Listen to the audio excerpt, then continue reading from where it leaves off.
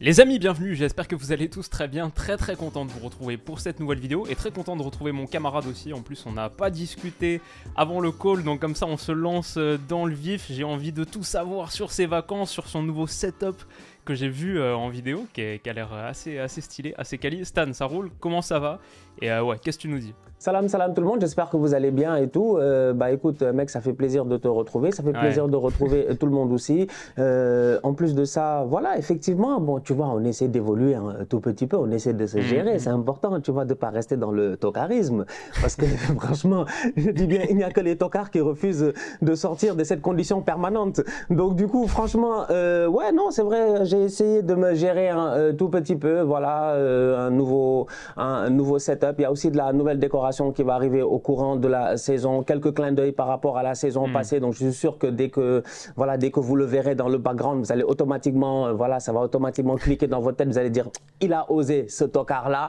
Donc voilà une nouvelle saison, une saison qui va être intéressante et je pense qu'elle va bien commencer parce qu'on a eu de belles vacances, franchement, des bonnes vacances tranquillement posées, sincèrement à la plage, c'était intéressant, c'était très intéressant, sincèrement c'était très intéressant, avoir les pieds dans le sable, pouvoir, je dis bien, plonger dans l'océan,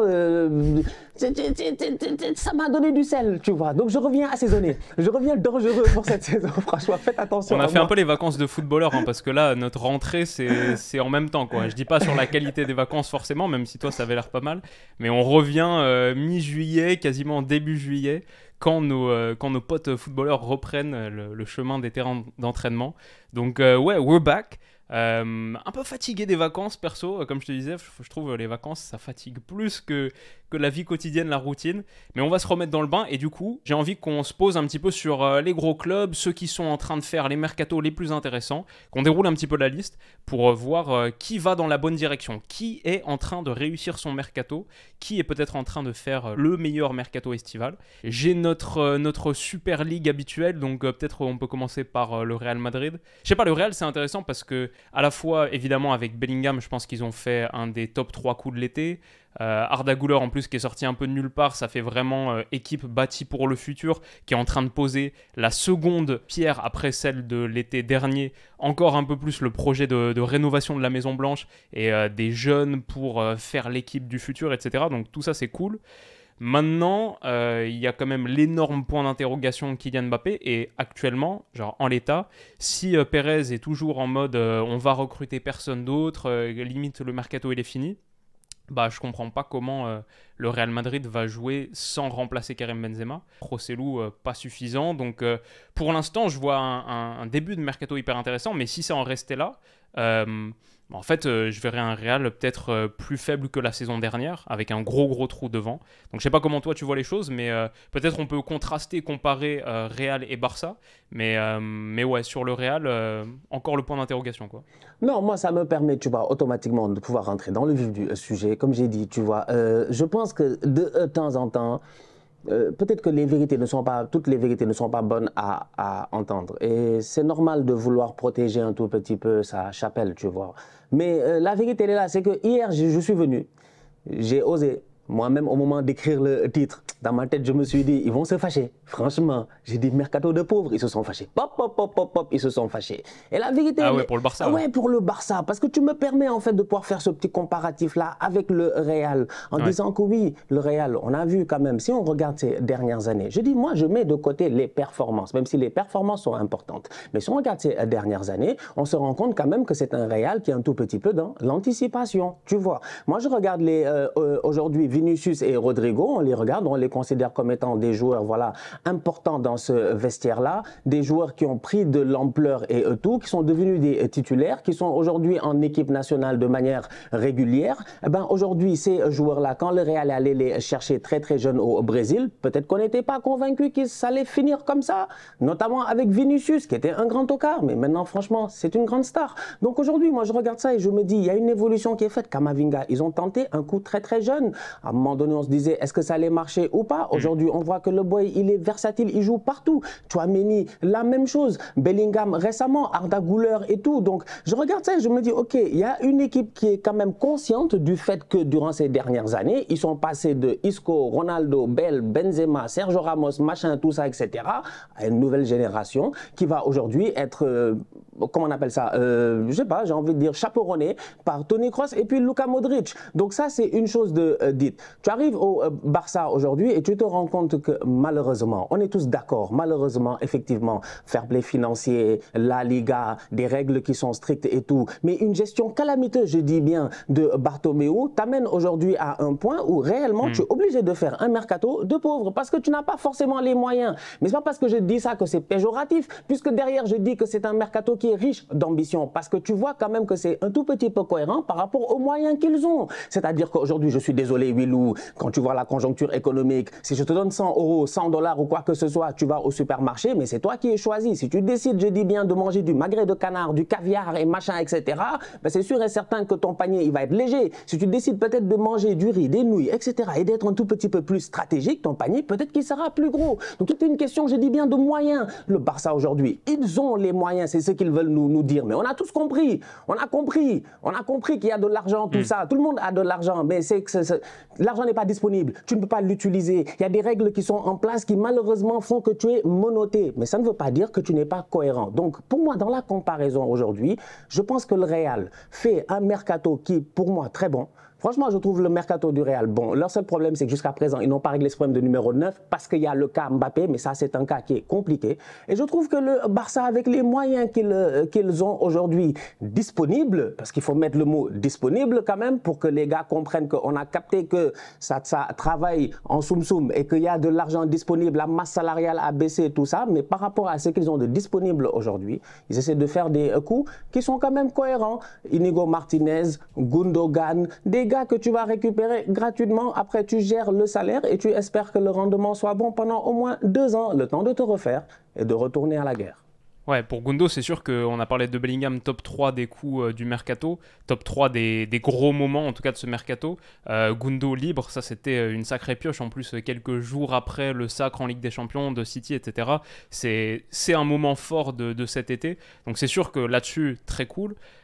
Faut dire aussi avec le Barça, peut-être qu'ils font un mercato de féculents, de carbs, mais aussi parce qu'ils ont une base qui est déjà bien solide défensivement. La meilleure défense d'Europe en championnat l'année dernière, ou en tout cas voilà, 14 buts encaissés seulement au bout de 34 journées, ils étaient vraiment incroyables. La ligne de 4, a priori, elle va rester, ils n'ont pas de problème là-dessus, alors que c'est vrai que quand tu regardes côté Real Madrid, pour le coup, je pense qu'il y a le 9, mais il y a aussi les latéraux, où il faut commencer à réfléchir à un truc. Je ne sais pas si Camavinga, tu veux vraiment le transformer à vie en un latéral gauche. À droite, Carvajal, ça commence à battre un peu de l'aile, bon, depuis un moment déjà, donc il y a des pistes, on parle pas mal de Fresneda, etc. C'est vrai que défensivement, là, le Barça est bien costaud, mais par contre, devant, moi, c'est là que j'ai un problème, mais c'est sûr que ça coûte plus cher quoi, quand tu as moins de moyens à actionner à court terme. C'est difficile parce qu'actuellement, je ne vois pas le Barça capable de marquer plus de buts que l'année dernière, alors que c'était un vrai truc qui leur a coûté, notamment en Europe. Genre Vitor Roque, pas mal, mais déjà, j'ai vu les vidéos, je ne suis pas expert, mais il me semble quand même assez tendre techniquement, tu vois, genre même si athlétiquement impressionnant, même la qualité de pression, l'agressivité, c'est juste très brut, quoi, mais comme quand le Real, comme tu l'as dit, prenait des Vinicius dans un tout autre profil, mais sur le côté brut et encore qui a besoin d'être bien poli, et en plus, il arrive que en 2024, il arrive que en janvier minimum, donc ouais, je crois que s'il n'y a pas plus de recrues offensives, et pas plus de renfort sur cette ligne offensive avec Lewandowski qui en plus prend une année de plus, ça peut être un peu compliqué. Je vais dire aussi au milieu de terrain, Gundo c'est top, mais dans le 3-2-5 milieu en boîte de Xavi, il n'y a personne pour l'instant qui est arrivé et qui a remplacé Busquets. Et quand j'entends parler d'Oriol Romeu, etc., ouais, c'est vrai qu'on voit un petit peu la situation difficile du Barça. Donc pour l'instant, je vais dire si ça en restait en l'état, mais voilà, on n'est que le 13 janvier au moment de l'enregistrement. Mais si ça restait en l'état pour le Barça et pour le Real, je trouve qu'il y a de gros manquements sur le volet offensif des deux côtés. Maintenant, il y a des choses intéressantes comme Gundo, Bellingham, c'est quand même incroyable pour ces clubs d'attirer ça. Mais il y a de gros manquements sur le volet offensif. Et ouais, c'est le challenge quoi. T'as dit prochaines semaines. Tu as dit 13 juillet. Juste au cas où, avant que les gars disent ici que voilà, tu vois, ils sont là déjà en hiver un peu. Ils sont déjà on met toujours dans les mois. On est déjà au mercato d'hiver, nous.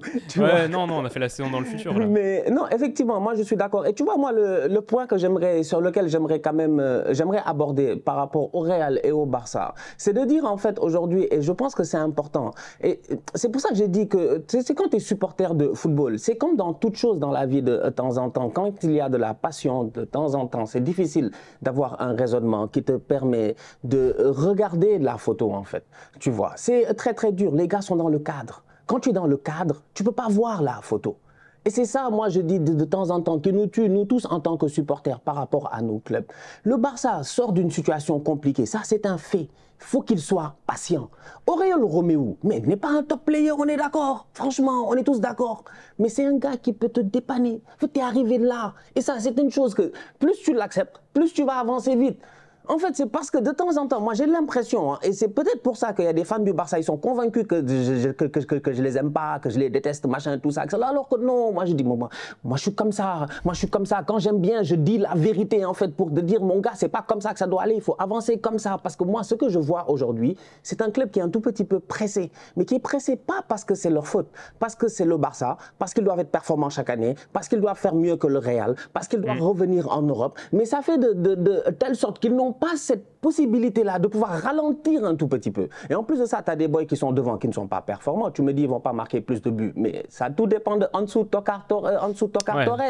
Ça dépend de ces boys-là, en fait. Si les boys ils décident de se gérer cette saison, peut-être ça va marcher, mais il y a des doutes. Si Dembélé peut faire une saison pleine sans blessure, voilà, par exemple. Rafinha, tout ça, mais il y a encore quelques petits doutes. Donc, pour moi, mon seul problème, c'est, si j'étais supporter du Barça, moi, je serais un supporter qui serait genre, calmons-nous, attendons un tout petit peu. Même si pendant 2 ans, tu devais galérer parce que tu as été champion, ben, tu sais que tu vas revenir. Mais là, en ce moment, je trouve qu'ils sont un peu trop pressés. Il y a des profils qui sont là. Va les gérer. Aurélien Roméo, ok, prends, ça va aller. Tiens bien, mec. Inigo Martinez, ça va aller. Écoute, tu as été champion avec Marcos Alonso. Quand même, franchement, il y a moyen pour moi. Il y a moyen. Puis voilà, comme on a dit, la base est quand même solide. Genre, le Barça a quand même de bonnes armes, une bonne structure, et je trouve un projet de jeu croissant, quoi, sous Xavi la saison dernière. On a vu des moments où, offensivement, c'était un peu complexe, mais dans l'ensemble, je trouve que le projet de jeu prend de l'épaisseur. Même Frenkie, ça peut être intéressant encore plus la saison prochaine, etc. Donc, il y a quand même du matériel sympa. Peut-être on peut faire un petit tour en Première Ligue et commencer avec les 2 clubs qui ont peut-être le plus déçu la saison dernière, ou 2 des clubs qui ont vraiment déçu, les 2 gros, Liverpool et Chelsea. Parce que, mine de rien, sur ce mercato, je trouve que... Alors, c'est intéressant, avant-hier, ou genre il y a 2 jours, j'ai fait un tweet en mode, après avoir vu l'état du marché, quelques vidéos sur la chaîne YouTube de Liverpool, je me suis un peu enflammé, et je disais... Mon tweet, c'est que Liverpool va faire une très très grosse saison 2023-2024. Je sens un truc, il y a déjà de bonnes recrues, Szoboszlai, McAllister, c'est très très costaud. Et en plus, je sentais une bonne dynamique dans le vestiaire. J'ai vu que Szoboszlai, en plus d'arriver avec toutes ses qualités qu'on connaît, il est arrivé bouillant, le mec, au test de tour de terrain là, que Milner remporte toujours. Bon, c'est Salah qui a remporté une partie du test, mais ils étaient splittés en fait. Tout le monde a repris le truc. Salah a gagné le test, mais en fait, Szoboszlai, il a gagné l'autre partie du test parce qu'il s'entraînait 8 par 8, quoi. Donc il est arrivé dans une condition physique extraordinaire. Ils sont en train progressivement de reconstruire leur milieu de terrain, mais depuis que j'ai fait ce tweet, j'ai l'impression que c'est pas la reconstruction du milieu de terrain, c'est une entreprise de démolition totale, parce qu'il y a quelques minutes là, Henderson vient d'accepter l'offre d'Al Ettifaq, là, le club de Steven Gerrard en Arabie Saoudite, et qui quadruplerait son salaire. J'ai vu que Fabinho, ça a fait une offre de 40 millions d'euros pour lui, aussi en Arabie Saoudite. On rappelle que quand même cet été, ils ont perdu Milner qui allait à Brighton. Ils ont perdu, même si c'est sans doute pour eux une bonne chose, parce qu'il faut qu'ils reconstruisent, mais ils ont laissé partir en tout cas libre Oxlade-Chamberlain et Naby Keita au Werder Brême aussi. Donc c'est vraiment... il y a tout à reconstruire là, et franchement, perdre Henderson, en plus, vu la forme dans laquelle il était revenu, le gars, il est revenu vraiment hyper sec, chaud. Je pense que perdre ton capitaine de cette manière et tout, ça, c'est le petit truc qui m'inquiète. Mais on parle de Romeo Lavia, etc. Il risque peut-être de manquer désormais un peu d'expérience dans cet entrejeu. C'est vraiment le truc à reconstruire. Mais je pense, et on va en parler peut-être sur ta chaîne tout à l'heure, que Darwin Núñez, je pense qu'il va faire une bonne saison. Et dans l'ensemble, avec Gakpo, si tu commences à trouver l'alchimie, etc., moi je suis plutôt séduit par Liverpool. On peut en parler rapidement et tu me diras ce que tu en penses, et après on fera Chelsea. Mais ouais, je pense qu'ils vont pas se rater 2 saisons consécutives. Je pense que c'est opening ou c'est première journée de championnat, je pense, hein, Liverpool-Chelsea. Il me semble même que c'est un des premiers matchs. Mais non, c'est vrai. Premier ou deuxième? C'est première ou deuxième journée, je dis bien. C'est le Tocarico. Ouais. L'année passée, ils ont fait des 0-0 à gauche et à droite, tu te rappelles? Mais on était là, on a souffert. Ouais, bien sûr. On a souffert quand même 2 grands clubs, 2 clubs respectables. Mais effectivement, je suis d'accord avec toi. Concernant Liverpool, j'ai eu la même analyse. En fait, je l'ai dit la dernière fois, j'ai fait une vidéo il y a une semaine et quelques dessus, en disant que Liverpool va être de retour au top, en fait. Je dis eux, c'est eux. Ouais, moi, première journée. Première journée. J'ai dit première journée, ça va être clair. Ça va être très, très clair, en fait. Ça va aller très vite. En fait, c'est ça qui me plaît avec la première ligue, c'est les bandits. Durant les 3 premières journées, tu n'as que des gros chocs. Je pense que 3e journée, tu as Arsenal, United et tout. Donc, c'est pour dire à quel point je regarde aujourd'hui et j'ai envie de dire que Liverpool, la fin de saison passée, m'a convaincu. Ça m'a montré le caractère.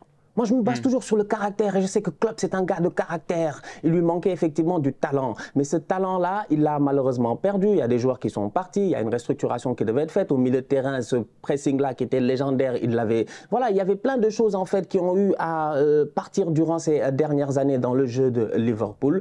Et donc, du coup, moi, ce qui m'a intéressé, c'est la manière laquelle ils ont réagi. La fin de saison passée, si Newcastle avait fait 2 faux pas, Liverpool allait en Ligue des Champions, en fait. C'est pour dire à quel point cette équipe, elle a du caractère. Maintenant, qu'est-ce qui a fait qu'ils ont réussi à s'en sortir en deuxième partie de saison? Ils ont récupéré des grands joueurs, mais des boys qui sont forts en fait. C'est que les Luis Diaz, Jota, tout ça, c'est pas des tocards, c'est juste des boys qui étaient blessés malheureusement. Donc du coup, à la minute où tu récupères tout ça, en plus de ça, tu as un Gakpo qui est arrivé et qui t'a fait une deuxième partie de saison comme tu espérais quand tu l'as rajouté dans cet effectif-là et que tu as réussi à changer ton dispositif tactique. Tu es passé dans un milieu, je dis bien, en carré, etc. Avec Trent Alexander-Arnold et Fabinho. Le boy t'a donné des passes décisives. Ton Mohamed Salah, il a l'air déterminé en plus parce qu'il y a Coupe d'Afrique des Nations. Je vous dis, si Messi, Neymar, Mbappé étaient déterminés l'année passée pour la Coupe du Monde, sachez que nous aussi, on est déterminés cette année parce qu'il y a la CAN. Et Mo Salah a envie de gagner une CAN avec l'Égypte, donc je sens qu'il va arriver chaud. Bref, tout ça fait de telle sorte que pour moi, cette équipe de Liverpool-là, effectivement, recrutement de Szoboszlai, il va faire courir lui, ça va être un boy dangereux. McAllister, j'en parle même pas. Défensivement, Konaté, il est très très solide. Van Dijk, faut qu'il se gère, on va voir. Robertson peut aider encore une fois énormément. C'est-à-dire que pour moi, franchement, c'est une équipe qui aujourd'hui, ça dépend de... C'est vrai que perdre Henderson, c'est dommageable. C'est vraiment dommageable. Mais bon, le boy, si on lui paye 3 fois le salaire, il va jouer avec Steven Gerrard aussi, tu ne peux pas lui en vouloir. Donc, c'est de savoir à quel point ils vont pouvoir réagir rapidement. On parlait de Marcus Thuram. Peut-être que Tchouaméni est sur le marché, ils disent qu'ils ne sont pas sûrs, etc. au Real. Donc, je ne sais pas comment ils vont réagir parce qu'il leur faut... Marcus Thuram, il est parti à l'Inter. Pas Marcus. Kefren. Oui, Kefren, excuse-moi. Kefren Thuram. Donc, c'est vraiment ça, en fait. C'est de savoir. Parce que moi, je voyais Henderson ou Fabinho. Tu vois, moi je me disais, il garde les 2. Trent va monter, il va venir faire le malin au milieu de terrain, donner des bons ballons. Mais je me disais que Henderson ou Fabinho, parce que c'est Henderson qui jouait dans cette position un peu plus avancée quand Harvey Elliott n'était pas là. Là, je pense que c'est McAllister qui va l'occuper. Donc, tactiquement parlant, moi, je voyais vraiment Trent ou Henderson, Henderson ou Fabinho dans une position de pointe basse, dépendamment des matchs et tout. Donc, si tu perds les 2, là, ça devient compliqué. Il va falloir réagir vite. Mais Liverpool, pour moi, c'est prometteur, franchement. Et puis en plus, ils vont arriver avec la dalle, quoi. Le couteau entre les dents. C'est un collectif qui est à ce point-là imprégné de la gagne, de cette mentalité kloppienne développée sur les années. Genre là, c'est... En plus, sans Ligue des Champions, donc peut-être qu'ils vont faire un petit peu plus tourner aussi. Enfin bref, en Première Ligue, je les vois extrêmement, extrêmement dangereux. C'est un prono très tôt, mais top 3, ça me semble le minimum. Et j'aimerais rajouter rapidement les boys que j'ai eu l'occasion de voir rapidement, demi-finale et finale. Les U23 anglais, donc Curtis Jones et Harvey Elliott. Voilà, c'est des boys qui viennent d'être champions. C'est quoi? C'était champion d'Europe, non? N'est-ce pas? C'est ça? Ils viennent d'être champions d'Europe. Donc, tu vois, c'est des petits qui ont bien joué, qui ont fait une top compétition. Ils vont arriver aussi motivés en voulant... Tu l'as dit, ils ont perdu beaucoup de joueurs au milieu de terrain. Il y a des places à prendre. Donc, pour moi, Liverpool, franchement, la saison prochaine va être compliquée. Ouais, la saison Première Ligue, ça va être absolument n'importe quoi. Totalement n'importe quoi. Et du coup, Chelsea, parce que eux aussi, ils ont une revanche à prendre après avoir fini 12e en 2022-2023. Eux, pour le coup, ils vont jouer 0 Coupe d'Europe, nada. Donc, laisse tomber en Première Ligue comment ils vont avoir la dalle. Et là, c'est vraiment la transformation totale par rapport à l'été dernier. C'est-à-dire qu'ils ont ramené un coach un vrai coach, je vais dire un bon coach avec lequel ils peuvent construire dès le début de saison. Et surtout, ils ont tellement vendu déjà. On a suffisamment parlé du Chelsea boulimique acheteur sur les derniers mois pour ne pas noter là qu'ils sont déjà à 250 millions d'euros de vente, hein, juste cet été. C'est incroyable. Forcément, c'est plus facile quand tu as acheté pour 600 sur les 18 derniers mois. Mais là, 250 millions de ventes, bien sûr, comme tu sais, à Vert, Mason Mount, Kovacic, Koulibaly et Mendy, les deux ensemble pour 40 millions d'euros en Arabie Saoudite. Vu à quel point ça devenait compliqué à Chelsea, c'est quand même un bon coup pour eux. Une vraie aubaine. Ruben Loftus-Cheek et Pulisic aussi, le package, là, les deux à l'AC Milan, je pense que ça va leur faire beaucoup de bien. Aux joueurs peut-être, mais en tout cas à Chelsea, dégraisser la masse salariale. Bon, je suis un peu déçu pour Kanté parce qu'à un moment il revenait plutôt bien de sa blessure, notamment un match contre Liverpool la saison dernière. Mais bon, lui aussi s'en va, Azpilicueta s'en va aussi. Je pense qu'ils peuvent dégraisser encore un peu, je pense qu'ils ont encore 2-3 gars qui peuvent faire partir. Mais là, ils commencent à retrouver une taille d'effectif convenable. Après avoir été le second effectif le plus chargé, le plus volumineux en joueurs, genre 32 joueurs saison passée, ce qui leur avait beaucoup coûté. Là, ils retrouvent une forme un petit peu plus lean, quoi, optimale, un peu plus mince. Je vois toujours pas qui va être le numéro 9. Ça m'inquiète un peu. Genre, Datro Fofana, là, il est parti en prêt à l'Union Berlin. De toute manière, ça allait pas être lui le titulaire. Ça peut pas être Aubameyang, je pense, le titulaire vraiment en 9. Bon, à voir. Lukaku, là, il est revenu, mais lui, il veut vraiment que l'Inter, repartir à l'Inter. Il reste Broja, mais voilà, encore une fois, ça peut pas vraiment être lui le 9 titu. Donc, est-ce que ce sera Nkunku dans un faux 9 qui, cette fois, marche par rapport à Havertz les dernières saisons? Ou qu'est-ce que Pochettino va bricoler? Ça, pour moi, c'est encore le point d'interrogation. On est encore assez tôt. Bon, ils montrent là, je crois qu'ils sont quand même prêts à aller poser une centaine de millions d'euros sur Caicedo. Donc, ils montrent qu'ils ont encore les poches bien profondes. Et peut-être que demain, ils posent une centaine sur un numéro 9. Mais pour moi, c'est une des questions à trancher. Sinon, j'aime bien le gros mouvement de vente. Comme on l'a dit, 250 millions, pas rien. C'est pas mal, franchement. Jusqu'à même à un moment donné, j'ai lu dans la presse anglaise que les gars les soupçonnaient un tout petit peu que notre cousin, en Arabie Saoudite, que Ted Boehly, il avait des deals là-bas avec les Saoudiens et que là, franchement, ils étaient en train j'ai envie de dire, de sauver un tout petit peu Chelsea. Ils ont déconné. Franchement, ils ont déconné. Ils ont dépensé beaucoup d'argent. Pour moi, aujourd'hui, je vois certains fans de Chelsea qui sont contents. Je dis oui, il y a de quoi être content. Il y a une partie de toi qui va être content en disant soulagé, j'ai envie de dire, pas contente. Mais tu dois quand même être mécontent en fait du fait que tu en arrives là. D'avoir dépensé autant d'argent sur des joueurs, je dis bien, qui finalement, voilà, tu n'as pas réussi à les faire performer, avoir changé autant de coaching et tout. Donc, tant de mauvaise gestion dès la première année du gars me font douter en fait des futures années du gars. Tu vois un peu. C'est-à-dire que moi, dès la première année, tu as commencé à foirer. Quand même, on ne va pas retomber sur un autre cas. Bartomeu, quand même, franchement, il faut faire attention. Maintenant, il y a des jurisprudences. On a vu. Si tu es nul dès le premier, c'est qu'après, ça va être difficile de t'en sortir. Et Boehly, il n'a pas été rassurant. Donc aujourd'hui, ils ont vendu. Ok, c'est bien. Comme j'ai dit, c'est soulageant.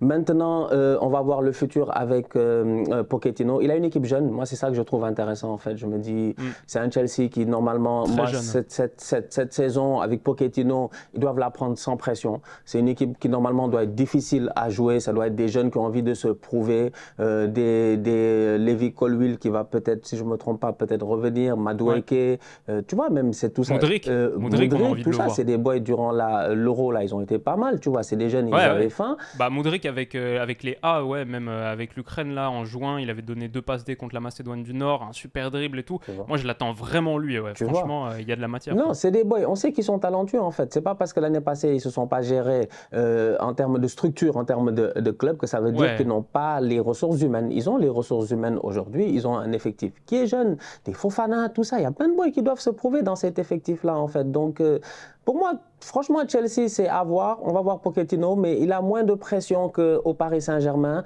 Il a vraiment moins de pression, en fait. Là, comme tu as dit aussi, il leur faut un numéro 9. On va voir c'est qui va être leur numéro 9. En tant que Sénégalais, tu penses quoi de Nico Jackson? Nico Jackson, c'est un boy qui est chaud. Hein. Franchement, moi, en tout cas, il m'a rapidement impressionné. Au début, j'étais sceptique. Je me rappelle, je pense que c'était son premier match ou un truc comme ça. Premier ou deuxième match en équipe nationale. J'ai regardé, j'ai dit, mais... J'étais vraiment pas convaincu, mais sa deuxième partie de saison qu'il a faite en Liga, elle a été exceptionnelle et le boy a vraiment pris de la confiance en fait. Et ça se voit que c'est ce genre de gamin-là, il a juste besoin d'être mis en confiance en fait. Et c'est ce qui s'est passé en équipe nationale, c'est ce qui s'est passé en Liga et aujourd'hui, moi je pense que c'est ce qui va se passer en Première Ligue parce qu'il y a de la place en fait devant offensivement parlant. Je veux dire, il n'y a pas... À part Nkunku qui vient d'arriver, je cherche le boy qui peut... Sterling, peut-être. En fait, tu as des gars qui sont là, en fait, tu vois. Tu as des anciens, ok, on est d'accord. Mais si tu regardes parmi les jeunes, je veux dire, il n'y en a pas un qui sort du lot au-dessus de l'autre, franchement.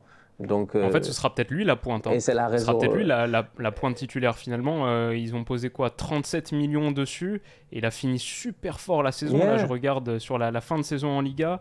9 buts sur les 8 dernières journées. 9 buts et 2 passes D sur les 8 dernières journées de Liga avec Villarreal qui finit top 5. Intéressant. Je l'avais dans mon radar il y a un an et demi, j'ai envie de dire. Je sais pas, j'en avais parlé dans une vidéo mercato ou quoi. Mais pas forcément de là à le voir 9 titulaires de Chelsea saison prochaine dans une saison qui est tellement importante pour le club. En tout cas, ça, c'est, tu vois, là, si je faisais ma liste des joueurs à suivre, vu la pauvreté du secteur, vraiment la pointe à Chelsea, lui... Ouais, c'est un truc à surveiller. Non, ça peut se faire. Et puis, si tu regardes le calendrier de Chelsea en début de championnat, je veux dire, allez, vas-y. Si le boy peut te faire un bon... C'est une question de momentum aussi. Ok, tu joues Liverpool le premier match, on est d'accord, ça reste à domicile. Mais après, je veux dire, c'est West Ham, Luton, Nottingham Forest, Bournemouth, Aston Villa, Fulham. C'est des bonnes équipes de première ligue. C'est un championnat, on ne sous-estime personne. Mais c'est des défenses où tu te dis, tu peux aller tenter quelque chose en fait. Tu vois, tu as juste besoin de claquer 2-3 buts rapidement pour être sur la map, t'imposer et essayer d'avancer. J'ai trop hâte que ça commence. Non, franchement. Là, de regarder le calendrier, là, trop hâte que ça... Les histoires du début de saison, c'est tellement kiffant le début de saison. C'est toujours c'est pas pour tout de suite, mais ouais, 13 août. Allez, dans un mois, dans pile un mois, c'est le Chelsea-Liverpool. Yeah. Ok. Allez, on va s'y préparer. Yeah, et ça commence par le championnat commence par un City-Burnley. Par Vincent Kompany contre... C'est ça, je te dis, c'est vraiment... Le disciple de Guardiola. Tu sens que la première ligue, ils sont trop ils aiment trop le sensationnalisme, les bails comme ça. C'est les deux champions en plus. Donc, non, ça va être trop chaud. Cool. Ça va être trop chaud. Carrément. Ok, donc Liverpool-Chelsea, bon peut-être on peut finir, boucler un peu la première ligue. Je trouve que City, il n'y a pas grand-chose à en dire pour l'instant. Ils sont encore dans l'attente et presque tout le monde est lié à un départ, j'ai l'impression. Genre, on a entendu parler d'un départ de Walker, on a entendu parler d'un départ de Bernardo, de Mahrez. Je sais pas, mais on verra. À présent, il leur appartient. Ouais, bah Cancelo, c'est vrai. Non, mais t'as raison, il y a beaucoup de dossiers encore en suspens. Donc, ils sont sur Guardiola, on va voir ce que ça va donner. Ouais. Bon. Après, moi, je pense que City, tu vois, moi, c'est pour ça que je me méfie de lui, parce que, tu vois, Pep, il fait toujours exprès. C'est comme la dernière fois, je regardais la liste des matchs amicaux de préparation de tout le monde, mais tout le monde a 5 matchs minimum. Pep, il a 3 matchs, 2 matchs. Je sais pas. L'année passée, c'était la même chose. Ils ont joué le Bayern, je me rappelle quand Haaland a joué 45 minutes. Avant ça, ils ont joué un autre match, c'est fini. Ils sont arrivés en Community Shield. Ils aiment... En fait... Il est sournois, quoi, tu vois. Donc, moi, je me méfie de lui quand même, tu vois. Il donne pas trop d'informations. Voilà, il est champion. On joue contre lui dans un peu plus de 3 semaines. Arsenal City, en Community Shield. Ouais. Donc, j'ai hâte de voir. J'ai juste hâte de voir, en fait. Avec quelle Et équipe du coup, Arsenal, qu'est-ce que tu en penses pour l'instant? Pas mal, non, le mercato? Ouais, top mercato. Franchement, il n'y a rien à dire. Je veux dire, OK, 100 millions pour du riz, c'est cher, mais que veux-tu, mon gars? C'est comme ça. C'est de dire, la vie coûte cher. La vie coûte cher. Si tu n'as pas d'argent, tu n'as pas d'argent. On peut rien pour toi. Donc, voilà, West Ham, ils sont fatigants. On a négocié. Declan Rice, je pense que ça va être une superbe addition dans cette équipe-là. Bon, apparemment, ça traîne un peu pour la signature des papiers, tout ça, mais bon, je pense que c'est réglé. Comment ça s'appelle? Après, Timber, c'est excellent. Non, mais Timber, je suis trop content. Mais Timber, je suis... Du riz et du bois. Non, mais je te dis, que veux-tu? Que veux-tu? L'éléphant était sur l'arbre, nous tous on savait que le tronc n'était pas solide. On a renforcé le tronc défensivement avec du bois, mon gars. Non, c'est fini. On ne tombera pas. S'ils font l'erreur de nous laisser être premiers cette année, on ne tombera pas. Je te dis, on ne tombera pas. Et c'est vraiment cool parce que Timber, c'est un boy qui est vraiment un top prospect, en fait, pour le prix auquel on l'a eu. C'est un boy de chez moi. C'est ouf, en fait. Pourquoi? 40 millions, un truc comme ça. J'ai dit, c'est une dinguerie, un boy titulaire en équipe nationale qui vraiment... Non, moi je suis trop content en fait pour Timber et ça te permet d'avoir un boy qui peut jouer à droite, donc de ramener peut-être Ben Blanc défense centrale ou de le mettre au milieu de terrain.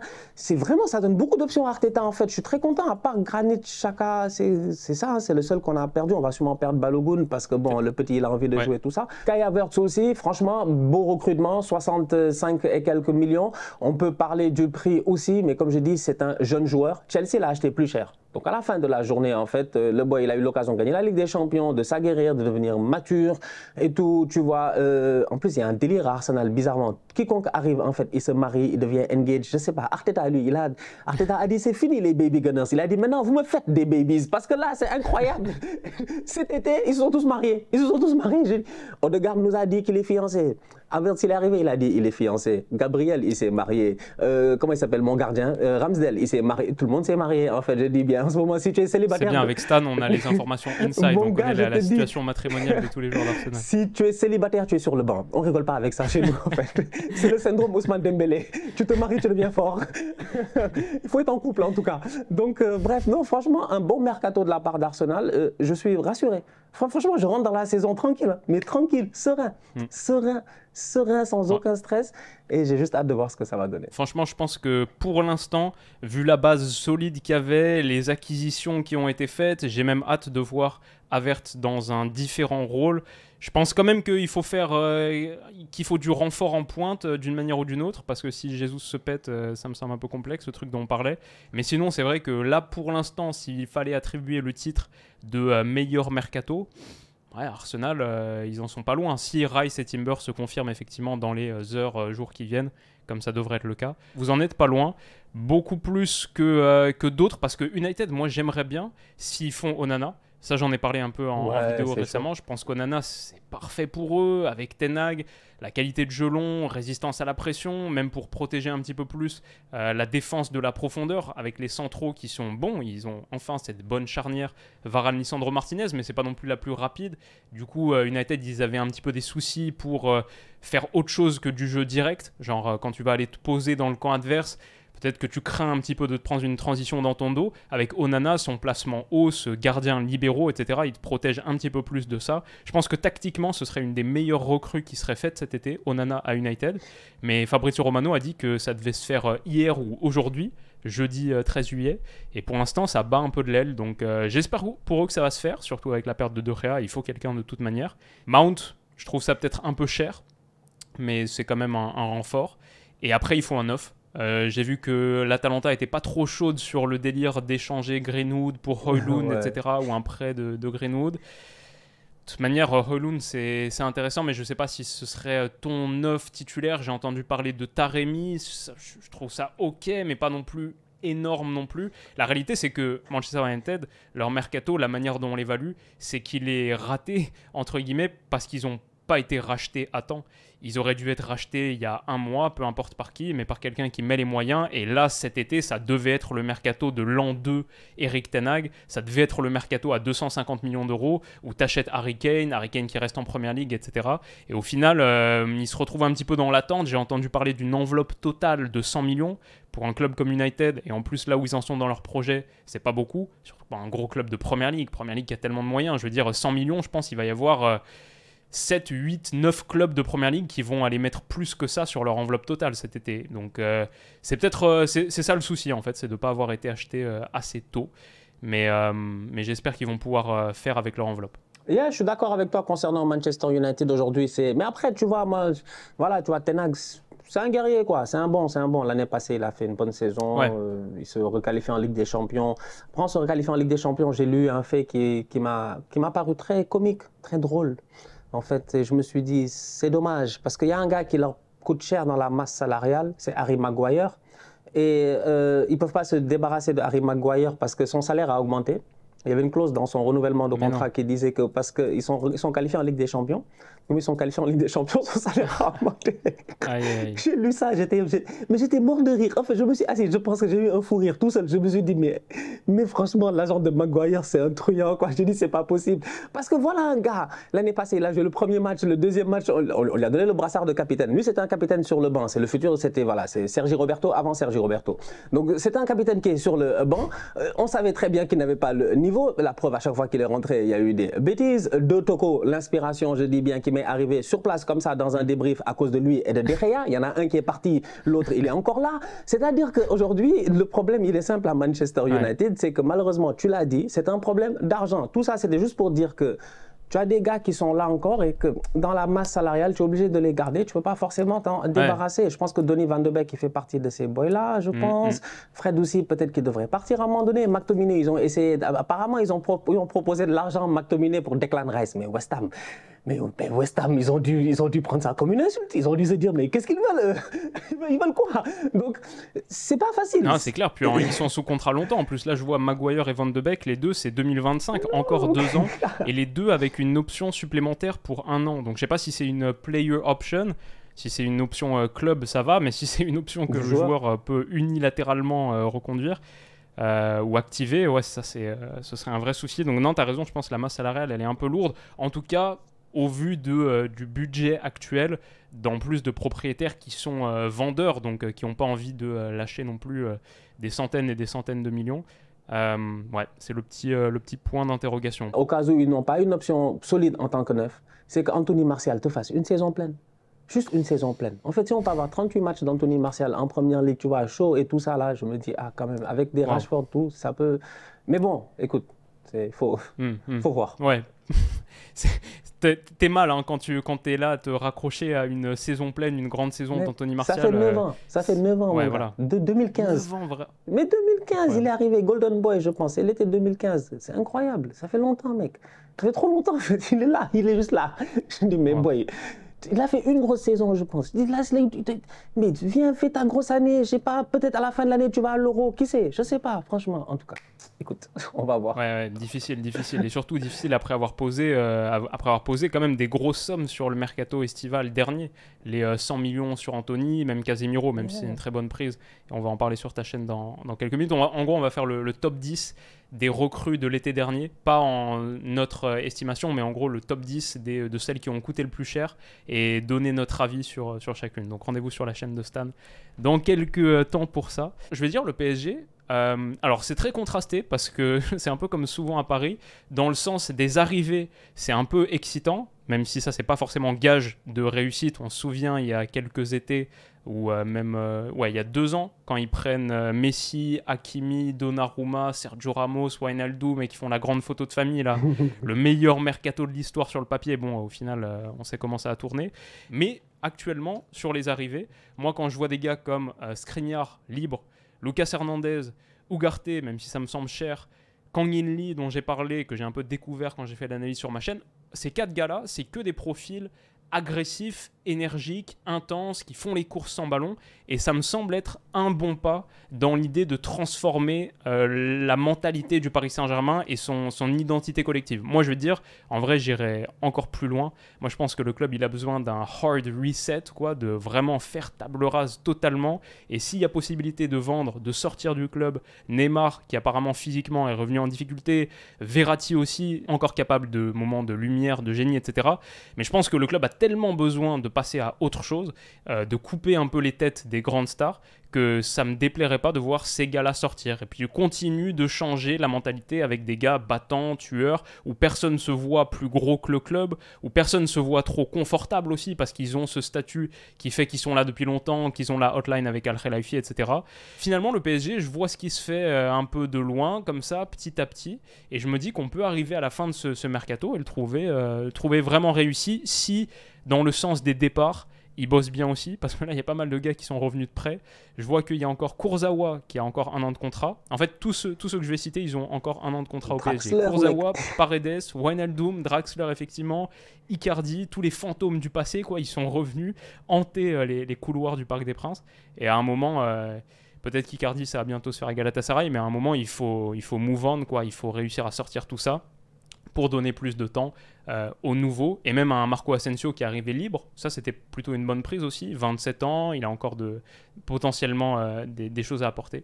Donc, je sais pas comment toi tu vois le PSG, mais je vais dire pour l'instant pas trop mal, quoi. Moi, je trouve que, tu vois, encore une fois, c'est pas péjoratif, mais c'est pour dire que pour moi, il faut un mercato à leur taille, tu vois. Genre, de temps en temps, peut-être qu'ils ont eu l'occasion de faire des mercatos par rapport à leurs ambitions, tu vois, mais pas par rapport à leur taille. Et aujourd'hui, ils font un mercato, je trouve, qui est humain, qui est normal. Je le trouve, franchement, je trouve pertinent. C'est-à-dire que, mais oui, effectivement, tu as besoin, comme tu as dit, de boys qui courent, de boys qui charbonnent.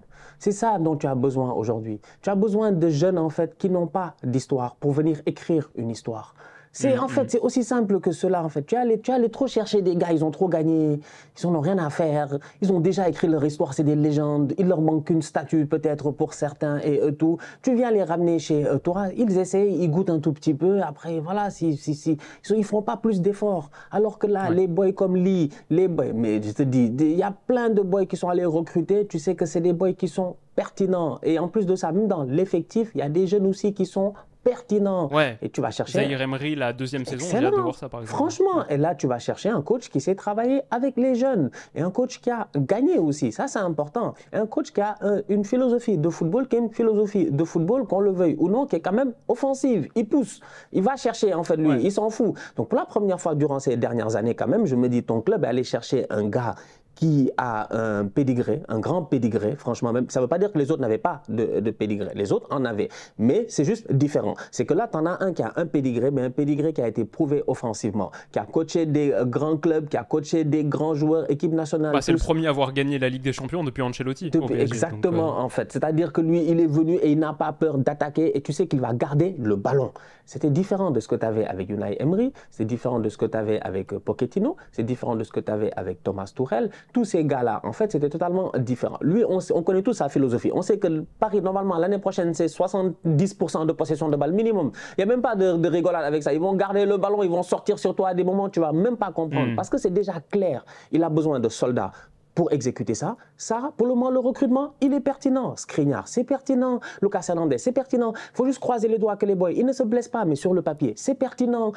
Comment ça s'appelle en plus, ça met de la pression aux gars qui sont là, parce qu'il est temps de leur mettre de la pression. Tu m'as dit tout à l'heure, il faut que les gars partent. Je suis d'accord. Je l'ai dit cet été, j'ai fait une vidéo en vacances là-dessus. J'ai dit par pitié, j'ai dit franchement, moi, si j'étais fan du PSG, moi, je vais finir par devenir ici schizophrène, en fait, à force de me mettre dans la peau de tous les fans, je dis bien à travers le monde. Des fois, je suis fan du Barça, des fois, je suis fan de United, je suis fan du PSG.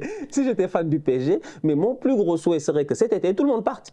Je veux que Neymar il parte, que Verratti il parte, que Mbappé il parte et que même Marquinhos il parte en fait. Parce que je suis d'accord. Gars, ça fait 7 ans, 8 ans, je ne sais pas, tu tentes avec les mêmes gars, ça ne marche pas. Tu continues à foirer, tu continues.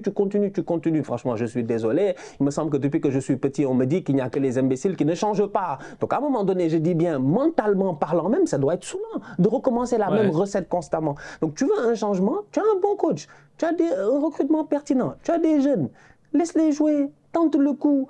Tu seras champion anyway sûrement, mais au moins en Ligue des Champions, si tu es éliminé avec des gamins, on va se dire qu'eux, ils sont en train d'essayer d'avancer. C'est autre chose en fait que d'être éliminé avec des stars, où on se dit ils sont encore venus faire les malins avec leurs grands joueurs et tout, et ils n'ont pas réussi. Donc je pense qu'il y a un changement de philosophie qui est très important au PSG. Luis Enrique est le bon coach pour moi pour cela. C'est un moment charnière du PSG qatari là. Pour moi, c'est un moment charnière. Il faut libérer Mbappé, mais bon, Mbappé doit lui-même se libérer tout seul en tout cas. C'est aussi le gros point d'interrogation du mercato du PSG. On l'a à peine mentionné pour l'instant, mais il y a quand même tout ça qui est sous gros guillemets conditionnel point d'interrogation. Et la situation de Kylian Mbappé. Moi, je suis d'accord avec toi. Honnêtement, vu les circonstances, ce serait bien, je pense, pour Paris, même si Paris n'a pas du tout les cartes en main. Ils peuvent rien faire, absolument rien faire. Ils peuvent communiquer autant qu'ils veulent et c'est pas eux qui décident. Mais ce serait bien pour eux, je pense, effectivement, qu'ils vendent Kylian Mbappé tout de suite, t'en tires un chèque et tu peux rebâtir, tu peux reconstruire et t'enlèves les têtes qui sont au-dessus du club. La réalité, c'est que l'envergure de Kylian Mbappé aujourd'hui, c'est nettement au-dessus de l'envergure du club PSG. Je dis pas l'histoire du PSG, mais actuellement, ce que vaut le club, sa stature.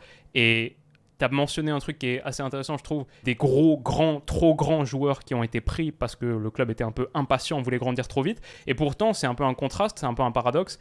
Tout ça avec des entraîneurs qui, eux, avaient besoin de se prouver et qui, eux, avaient besoin d'écrire leur histoire. Alors que là, c'est un petit peu l'inverse. On a de plus en plus de joueurs qui arrivent, qui ont besoin d'écrire leur histoire à eux, avec un coach qui pourtant a beaucoup plus d'expérience, beaucoup plus de stature. Son nom est déjà gravé d'or, ou en tout cas des lettres argentées de la Ligue des Champions.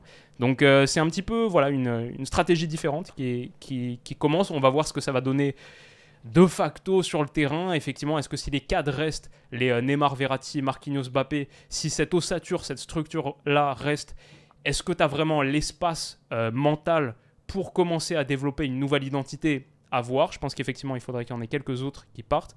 Mais pour un début, là, pour un 13 juillet, je trouve ça intéressant. Yeah, tout à fait, tout à fait. Franchement, pour le moment, en tout cas, c'est cohérent. Maintenant, il faut juste de la stabilité pour que le mec il puisse être capable de travailler.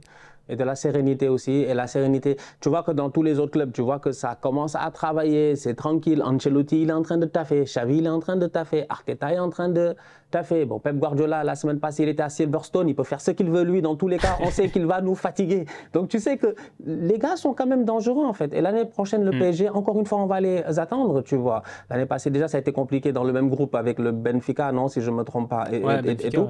Là, on va voir cette année de quoi vont avoir l'air les groupes de Ligue des Champions. Mais en tout cas, il faut de la sérénité et il faut rapidement régler ce cas Mbappé-là. Il faut avancer, en fait. Il faut avancer. Ouais, c'est sûr. Voilà pour le Paris Saint-Germain. Alors, on a 2-3 autres trucs, mais peut-être je vais évacuer ceux où pour l'instant, il me semble, il n'y a pas grand-chose à dire. Genre les Allemands, le Bayern. Il faudrait prendre un défenseur central en plus, sans doute, avec le départ de Lucas. Mais sinon, tant qu'ils n'ont pas avancé sur le dossier Kane, il n'y a pas grand-chose à dire. Laimer et Guerrero qui sont arrivés libres, c'est pas mal, hein, c'est bien en vrai, libre, c'est cool. Il y a aussi le truc Mané à régler, mais je vais dire, il n'y a pas énormément de choses à dire sur le Bayern. Pareil sur Dortmund, et je vais dire, j'ai pas trop envie de parler de Dortmund maintenant. Je crois qu'après la saison dernière, là, et on a le droit à une saison où on parle plus de Dortmund, c'est la punition. Ils sont au coin de la classe, et voilà, après avoir perdu Haaland, en plus, ils perdent Bellingham 2 saisons consécutives, donc je vais pas te mentir, c'était très très intéressant de suivre la fin de saison de Bundesliga la saison dernière. Là, c'est pas le championnat que je vais avoir en premier dans le viseur saison prochaine. Donc voilà pour les Allemands. Les Italiens, par contre, ça me déprime un peu. Quand je vois les Italiens là, c'est un peu terrible, hein. On voit à quel point c'est dur de construire sur un succès sportif quand les moyens sont pas là, parce que l'année dernière, on a quand même 7 demi-finales de Ligue des Champions, Euro Derby, AC Milan, Inter, etc. Aujourd'hui, le mercato il a à peine démarré. On a l'AC Milan qui perd Tonali à Newcastle et on a l'Inter qui perd Brozovic en Arabie Saoudite. En plus de laisser partir Skriniar libre, peut-être qu'ils vont perdre Onana, donc pour l'Inter. L'AC Milan, je vois que, voilà, comme on a dit pour Chelsea, ils prennent Loftus-Cheek, Pulisic, il leur fallait quelqu'un à droite, c'est sûr, parce que Junior Messias, c'est pas possible.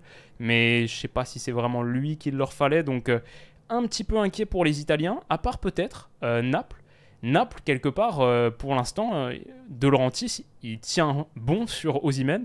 Et si Naples réussit à garder Kvara plus Osimhen, pourquoi pas. Le seul truc, c'est d'avoir remplacé Spalletti par Garcia. Ça me semble quand même être un downgrade. Et le pire dans tout ça, le pire dans toute cette histoire d'Italien, c'est quand même la Juve. Tellement pas d'argent que tu peux, j'ai l'impression, pas te permettre de licencier Allegri, alors qu'il faudrait vraiment repartir sur un nouveau truc. Tellement pas d'argent que pour l'instant, les recrues, c'est Milik, 6 millions d'euros.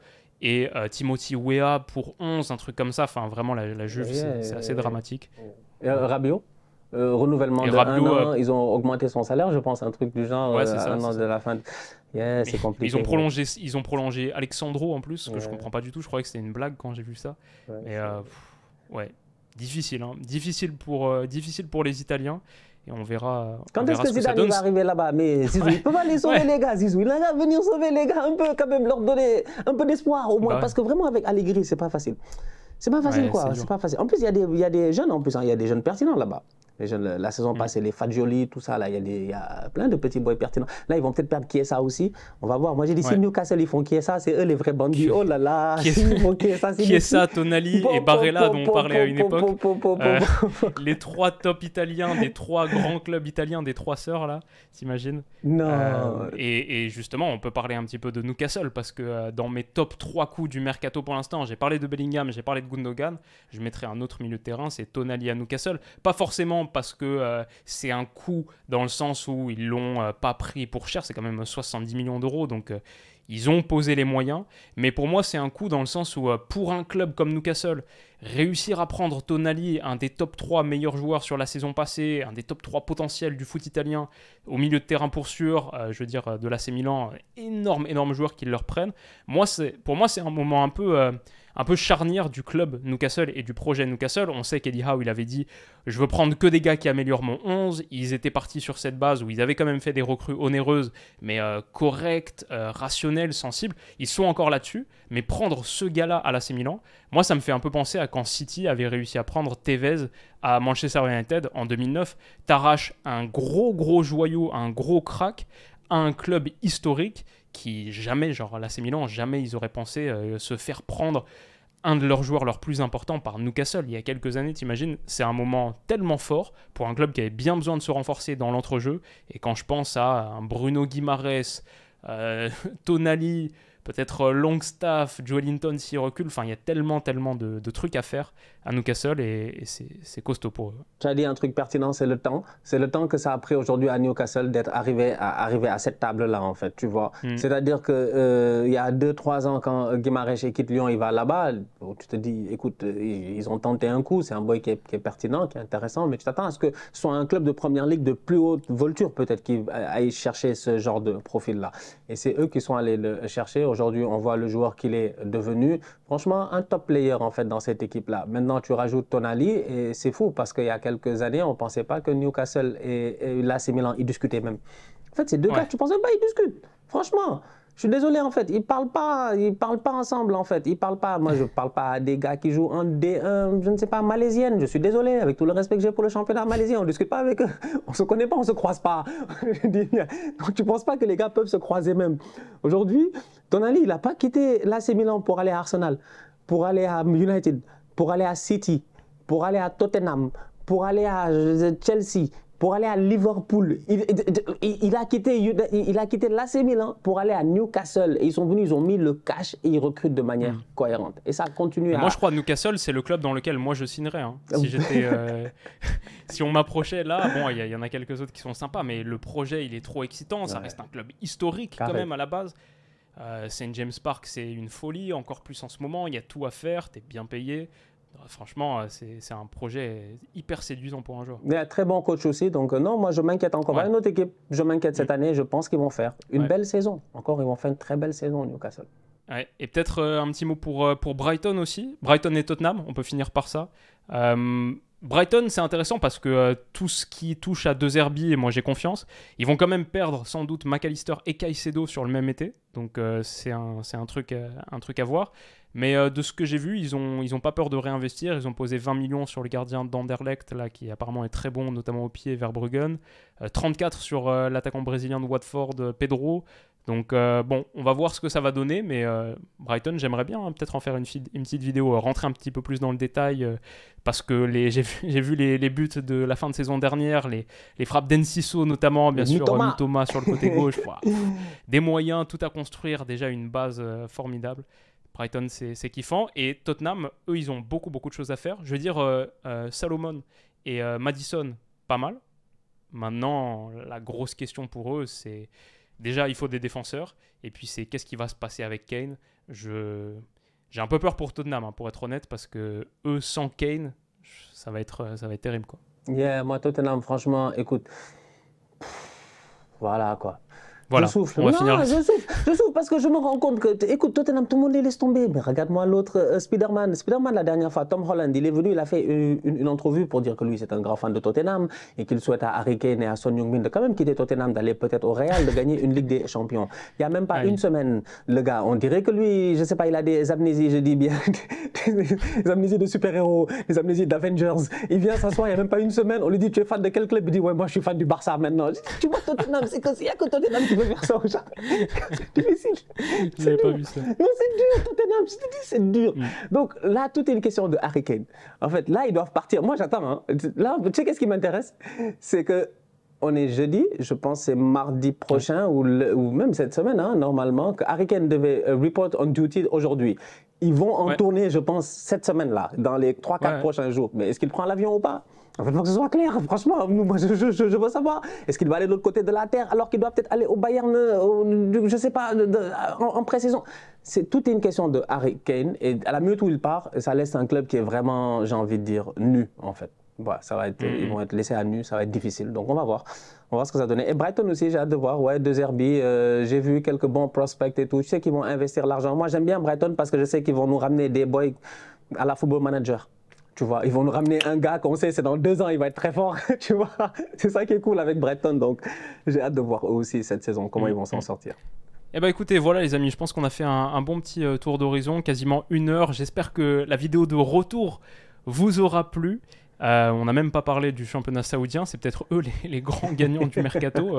Un club qui prend quand même Benzema et Kanté sur la même année, c'est peut-être eux qui méritent le titre honorifique de champion du mercato au 13 juillet. On fera sans doute d'autres vidéos pour faire d'autres tours d'horizon et pour parler fin août de qui a définitivement remporté la fenêtre des transferts. Les amis, j'espère que cette longue vidéo vous aura plu. C'était un plaisir d'être de retour avec le poteau Stan. Et rendez-vous sur sa chaîne, parce que là, on va tourner un dernier sujet. Il y a beaucoup de choses à dire aussi, donc c'est une belle session. Rendez-vous sur sa chaîne pour ça, et on se dit à bientôt. Prenez soin de vous. Bisous.